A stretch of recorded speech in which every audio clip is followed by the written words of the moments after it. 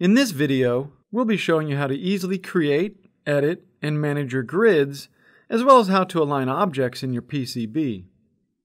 Let's begin by opening a blank PCB document and clicking on the Home tab.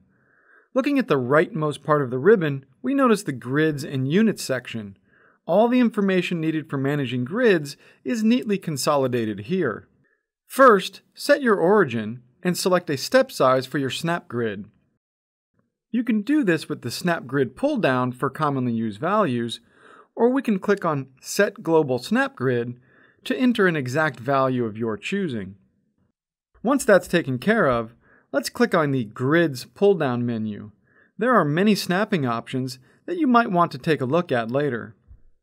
Clicking on Grids from the pull-down Grids menu will open up the Grid Manager. This is the home base for creating and editing your grids. Creating polar and Cartesian grids is simple. Click on Menu, Add Cartesian Grid, and a new Cartesian grid is instantly added to your Grid Manager. A Cartesian grid is distinguished by the letter C to the left of the Grid Name field. Double-clicking on the Cartesian grid entry will bring up the Cartesian Grid Editor. Using the options in the Steps region to specify the sizing of the grid, the Step X and Step Y fields define the distance between grid lines in the X and Y planes respectively.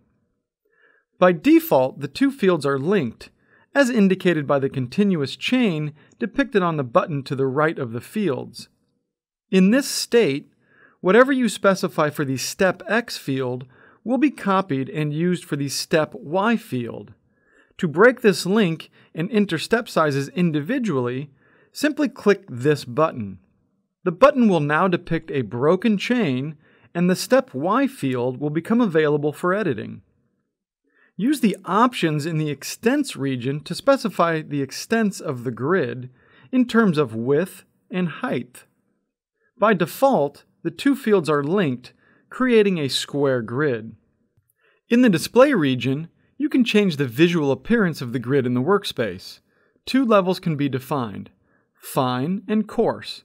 The former is a display of the grid markers using the defined step sizes. The latter is simply a display of grid markers spaced at a multiple of the defined step sizes. We're done here, so let's select OK. When working with multiple grids, which grid a component or trace snaps to is designated by a priority system. Each local placement grid you create and define is given a numbered priority. By default, each new grid is given the highest priority of 1, with all existing grids moved down in the priority accordingly. Check the Comp box to allow the grid to be visible and applied for both ordinary and component actions. Next, click OK to exit the Grid Manager and return to the PCB. Now that we've sorted our grid, let's talk about alignment. Let's place some components on our newly constructed grid. Highlight the objects you want to align and click on the Tools tab and then Align Vertical Centers. Click on the component you want the others to conform to, and instantly your components will be aligned. Although we have our components aligned, the spacing isn't right, so let's fix it. Go to Align, Align Horizontally, making sure that your components are still selected.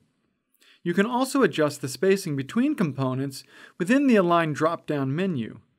There are many alignment options that you should definitely check out and explore on your own.